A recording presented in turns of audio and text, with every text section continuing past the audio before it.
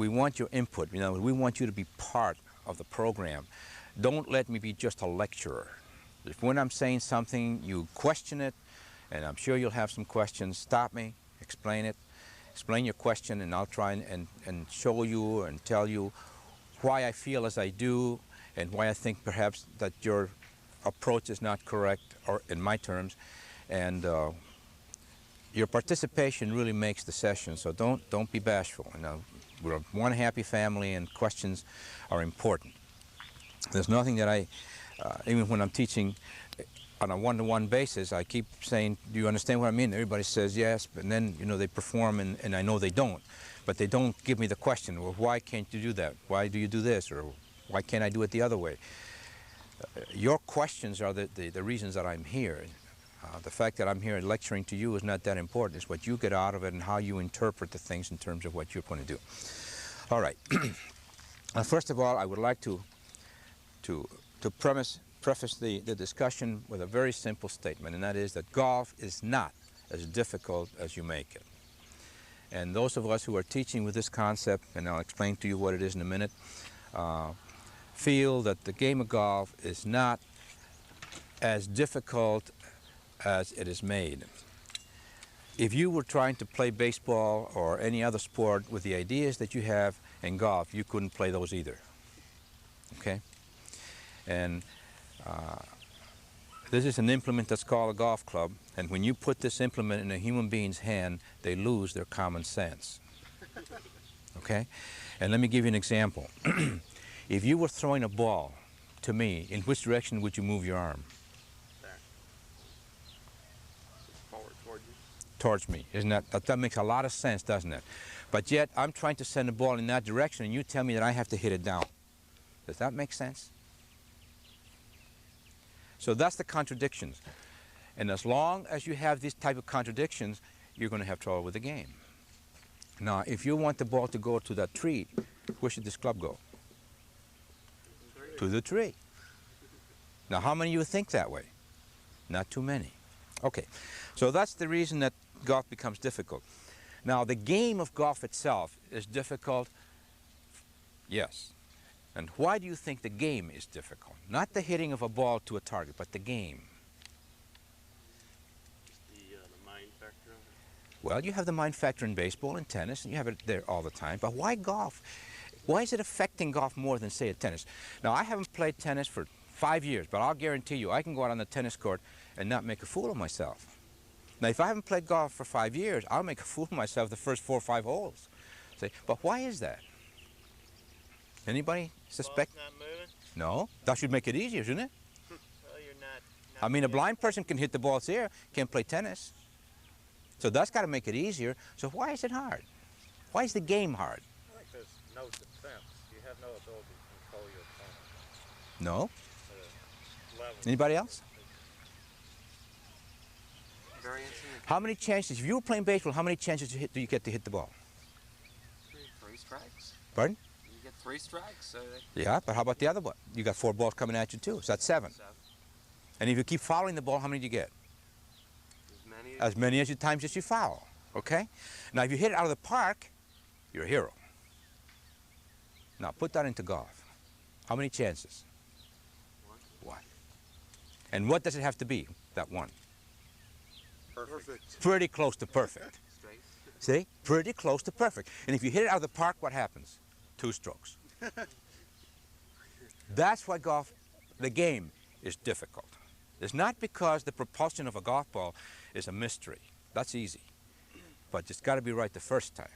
You have no second chance. If you did, scores would be a lot lower because, you know, you miss a putt and you say, oh, I can't believe I missed that one. See, that's easy, second time. But you don't get that in golf. Tennis the same way. If you're serving, for instance, how many chances? At least 2. You could get 6 if you keep hitting the top of the net. Golf, you don't do that. Okay. Now, how many chances do you get to make a point in tennis? Sure. As many times as you can hit the ball over the net, that's it. So you've got a lot of chances. In golf, you have 1. So when you look at the game of golf, it is difficult only for that reason. It's not because of the fact that the motion is difficult or that your abilities are not as good as in other sports. It's got to be right the first time. Okay, what about the system that we're teaching, and why is it becoming accepted finally after all these years that we've worked on it, and why does it work? The principles that we're using, and of course this is repetition to some of you, for those of you who have not been with us before, it's important that you understand this, and review for those of you who have been is always good. But why is the Ernest Jones concept principles? It's now more the dilatory because I've changed it a little bit, and I'll tell you how I changed it. Why is it so much easier to work with than some of these other things? When you do something yourself, do you know how your body moves? Do you know how it moves? Take any activity you want. If you're playing tennis, do you know how it moves? I've got an idea how it moves, but I don't really know exactly. Okay, you know it moves, but that's about it. Now, if you're taking the club and doing something with it, or any other implement, a pencil, a hammer, do you know what you're doing with it? I hope so. I think I do. Well, sure you do. I mean, if you take a hammer, you certainly see it, so you know what you're doing with it. Now, how many of you beat eggs with forks? You do. I thought you would be the one. Okay. Okay, so I get a ball and get the eggs in there, and I beat them. Now, see what my hips are doing? Now, try to do that and make your hand move and beat the egg. See, I mean, nothing's going to happen, okay? People say to me, well, you've got to use the legs, okay? So I had a very interesting experience with this particular statement because I happen to be the advisory professional at one of the public courses for the ladies.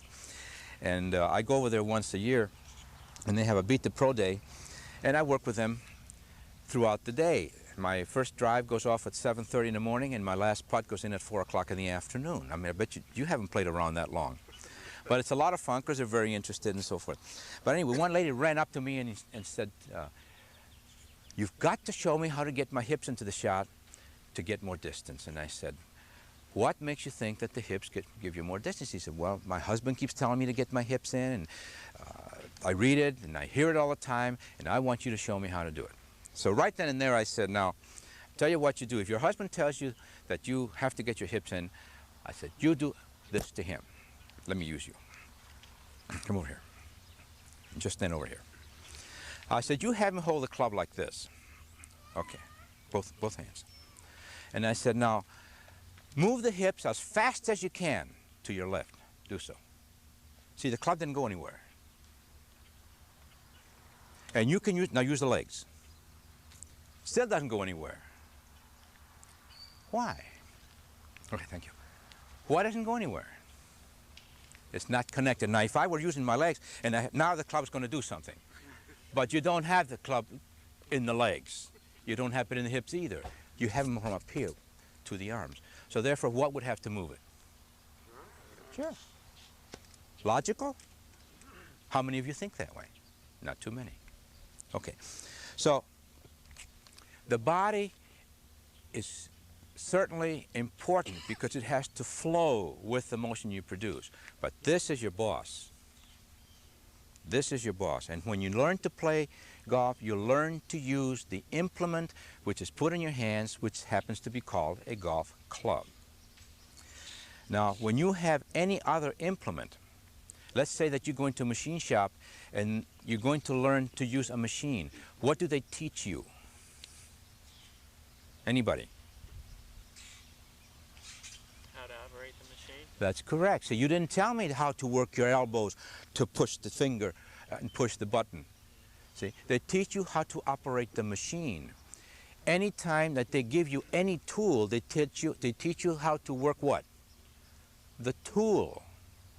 And nobody tells you that your head has to be this way, or the elbow has to be this way, your knee has to be this way. They tell you what to do with the machine, or with the tool, whatever. That's the basic difference in the Ernest Jones concepts. We are trying to get you to use the golf club correctly. And we personally don't care what your body does as long as it fits the motion which you are producing with a golf club.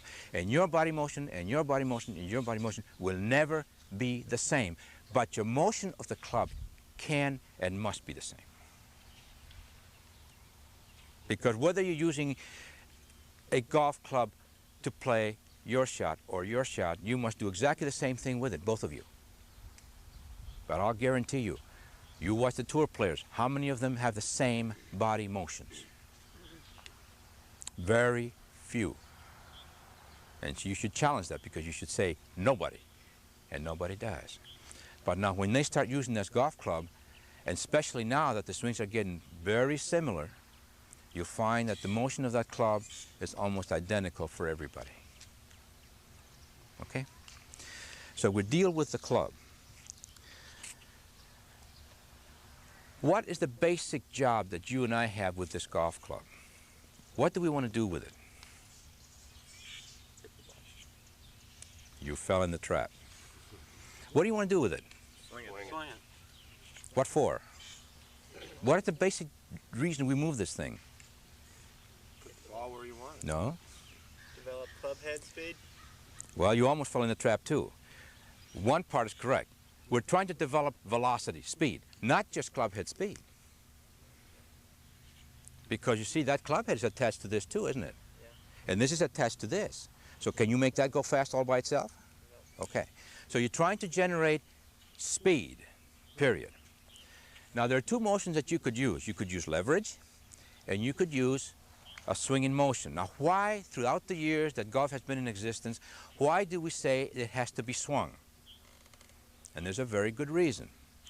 Now leverage is a very strong motion, and it lifts very heavy objects. It's very powerful. But why can't we use that to play golf? Pardon? And what does a fulcrum do? Stability. It stays still, doesn't it? Okay. When something stays still, it cannot help velocity, can it? Okay. Now there's another even more important point, and that is that the forces which you're using to work a lever are what? When I push down, what happens to the other end? Opposing forces. Now let's take those opposing forces and transfer into, say, horses. Now you've got a little cart here, and you want the cart to go very fast. So you get two horses of equal power, and you make them go as fast as you can, but you put one on one end, and you put the other one on the opposite end. How fast will the cart go? Where will it do? It'll stay right there. One cancels out the other, right? Okay, you've got opposite forces. Now suppose you take the two horses and put them on the same side and make them go as fast as you can. Now you got velocity. Now what does this mean? Well, it simply means that in trying to swing the club to generate velocity, everything which is moving must be moving in the same direction at the same time and at the same rate. That's why we use a swing in motion, because that's what a swing in motion actually is. Now when you have a person that wants to hit the ball hard to create club head speed, okay, you'll see this all the time. And what happens to the distance? Does it get greater or shorter? Shorter. Because there you're using what? A leverage action, and you see this point is going backwards while that's trying to go forward, so you've got the opposite action of those two ends, and you're canceling out the velocity rather than enhancing it. Does this make sense? Okay. So that's the basic fundamentals of the thing. We'll show you a little more in detail as we go along.